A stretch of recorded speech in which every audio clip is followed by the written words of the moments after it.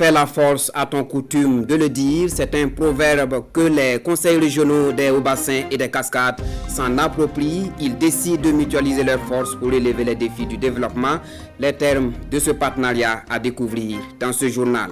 Dans ce journal également, l'agence judiciaire de l'État en opération de charme dans la boucle du Moon. Les missions et les attributions de l'institution ont été expliquées aux structures déconcentrées de l'État. Des explications à suivre tout à l'heure. Voilà pour la une de ce 19h. Madame, Monsieur, bonsoir et merci de nous recevoir chez vous. Les conseils régionaux des hauts-bassins et des cascades se coalisent pour impulser un développement dans leurs régions respectives. Une convention de partenariat a été matérialisée par une signature hier lundi dans la ville de Sia. Maneka Yen, Gaoussou Ouedraogo et Ismaël Saturne-Paris. Un partenariat formalisé ici entre la région des Hauts-Bassins et celle des Cascades. Une signature de convention entre les deux présidents des conseils régionaux des deux régions qui est l'aboutissement d'un processus qui date de mars 2019. À travers ce partenariat, la région des Hauts-Bassins et celle des Cascades veulent jeter les bases d'une amitié solide qui puisse améliorer la gouvernance au bonheur des populations. Avant, la région des Hauts-Bassins était la région des Cascades et la région des Hauts-Bassins actuels. C'était ensemble. C'est les dernières divisions qui ont fait qu'on a créé la région des Cascades. Donc nos problèmes sont communs, nos problèmes sont les mêmes. Nous avons les mêmes populations, nous avons les mêmes cultures, nous avons les mêmes problèmes de développement. Selon Célestin Koussoubé et Ngolo Drissa Ouattara, au regard des mêmes réalités que partagent leurs régions, cette signature de convention de partenariat devrait leur donner plus de crédit d'agir sur le terrain et surtout leur permettra d'élaborer ou exécuter des projets communs. Si nous devons acheter par exemple des tracteurs pour aider nos agriculteurs, nous pouvons mutualiser nos moyens pour pouvoir doter nos paysans. La région, c'est l'ensemble donc des problèmes d'éducation, des problèmes de santé, des problèmes d'agriculture. C'est comme ça, toutes ces choses-là doivent pouvoir être réglées dans des histoires de partenariat s'il y a quelque chose qu'on se conserve. Pour les deux présidents de conseils régionaux, ce partenariat est un moyen de développement endogène. Ils exhortent les populations à y adhérer pleinement afin d'atteindre les objectifs visés. Après le Forum national des OSC, les leaders de ces organisations se déportent dans les régions avec pour objectif vulgariser les grandes conclusions. Le 12 octobre dernier, ils étaient à Waïguya et le processus d'élaboration du PNDES2 et sa mise en œuvre étaient les principaux points de communication. Issouf Kaboré et Alain Alidou Savadou.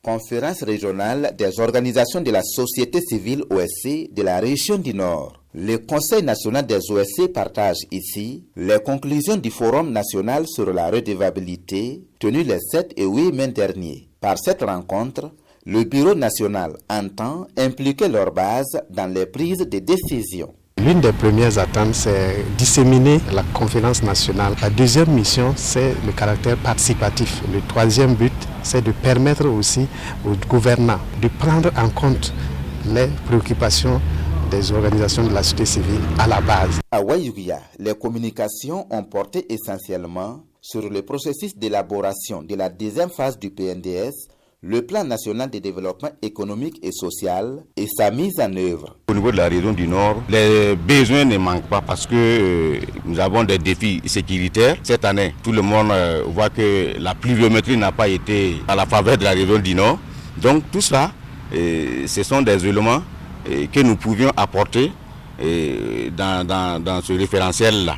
La société civile, c'est l'alerte. C'est elle qui vraiment met le doigt sur ce qui fait difficile dans la société, permet en tout cas aux gouvernants de prendre en compte des éléments peut-être qu'elle n'aurait pas perçus. Pour réussir l'élaboration et la mise en œuvre de ces nouveaux référentiels de développement, le Conseil national des OSC a recommandé la prise en compte des attentes exprimées par les populations. Elles sont contenues dans les conclusions de la conférence nationale sur la redevabilité sociale. Les assises régionales sur l'éducation étaient dans le Sahel le 13 octobre dernier.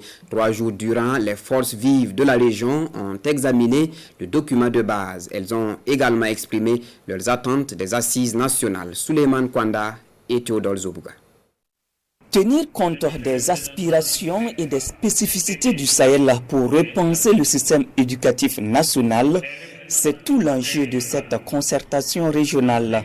3 jours pour recueillir les différentes propositions et attentes de toutes les couches socio-professionnelles de la région en vue de signer un pacte national pour une éducation de qualité, inclusive et résiliente. Un défi à relever dans un contexte d'insécurité grandissante au Sahel. Les établissements qui sont fermés beaucoup dans le Sahel, quelle continuité éducative pour ces zones-là que nous venons vraiment faire des propositions au regard de la réalité pour pouvoir permettre aux enfants d'avoir un minimum. Il y a également un autre aspect très important qui est en train d'être remis en cause, c'est la gratuité de l'école. Ça veut dire que c'est un questionnement, c'est-à-dire le document a questionné certes, mais les propositions visées c'est quoi? C'est de renvoyer les frais de scolarité que nous disons non parce que ça ne peut pas passer. Si ça passe comme ça, ça veut dire que c'est un acte d'une lutte qui était en train d'être remis en cause. Le débat est ouvert et tout apport pouvant contribuer à une sortie de crise de l'éducation burkinabé est le bienvenu. Si dans la journée, quelqu'un pense que quelqu'un peut apporter quelque chose, on ira chercher cette personne-là pour l'amener dans cette salle pour que nous ayons encore une fois un travail enrichissant qui prenne en compte toutes les intelligences qui sont disponibles dans cette région du Sahel. Le souhait de plusieurs acteurs est de marquer une rupture avec le système éducatif actuel et bâtir une éducation qui réponde aux réalités du pays. D'une assise régionale à une autre, et nous voici aux assises régionales sur l'éducation dans la région de l'Est. Là aussi, l'esprit reste le même, poser les jalons d'une éducation de qualité au Burkina Faso. Presley Kiemtore et Jérôme Tendano.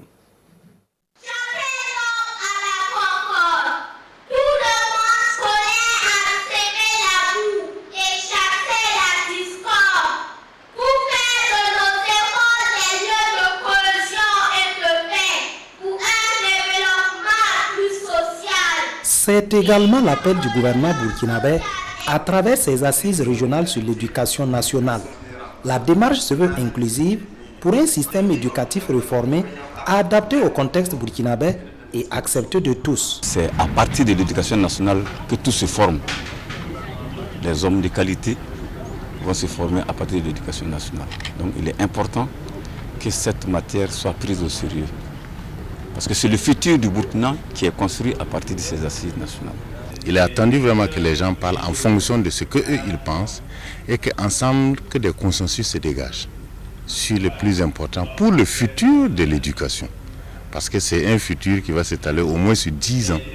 Donc il faut vraiment des axes forts qui fassent consensus. Des actes forts qui fassent consensus, les acteurs de l'éducation non formelle entendent également apporter leur contribution pour un enseignement résilient. Certes, les problèmes du formel sont énormes, mais on ne peut pas résoudre le problème de l'éducation au Burkina Faso aujourd'hui sans donner la part qui convient au non formel, surtout avec la situation que nous vivons ces dernières années. Plus de 200 participants prennent part à ces assises régionales sur l'éducation nationale dans la région de l'Est. La fin des travaux est prévue pour le vendredi 15 octobre à 15h. L'agence judiciaire de l'État est allée à la rencontre des structures déconcentrées de l'État dans la boucle du Moun. La rencontre a porté sur les missions et les attributions de l'institution. Naba Ida Dabiré et Karim Drago, reportage. C'est un atelier qui réunit les structures déconcentrées de l'État et l'agence judiciaire de l'État ici dans la cité de Bangui. Il a pour objectif de susciter une bonne collaboration entre les deux parties prenantes pour une meilleure sauvegarde de l'intérêt de l'État devant les juridictions. Nous sommes chargés du conseil et de la représentation des administrations devant les juridictions.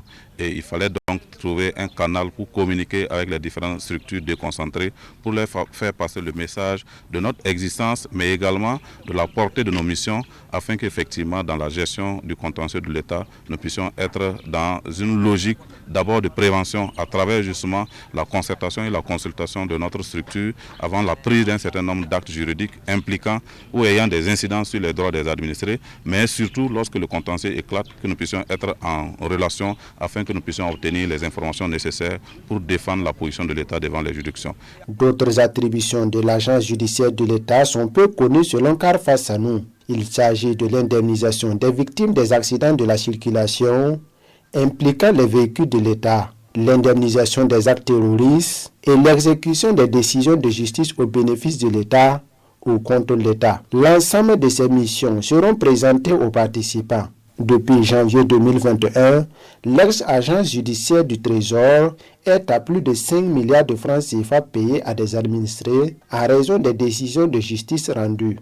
Comme dans les autres régions, une antenne locale de l'agence judiciaire de l'État sera créée les prochains mois dans la boucle du Mouhoun. Plan Burkina change de responsable dans le sud-ouest. Awa Kafando ni Sawadgo remplace Mohamed Ouedraogo. Le passage de témoins est suivi pour nous par Oumarou Sayon et Christophe Da. Mohamed Ouedraogo quitte la direction du plan international Burkina Faso au bureau du sud-ouest. Arrivé le 2 novembre 2019, le désormais ex-directeur a passé 23 mois à Gawa, un temps qu'il dit avoir mis au service des actions de développement et humanitaire du plan Burkina, notamment la promotion des droits de l'enfant et l'égalité pour les filles. Ainsi, nous avons eu à poursuivre et à mettre en œuvre de grands projets et des projets novateurs parmi lesquels je peux citer quelques-uns.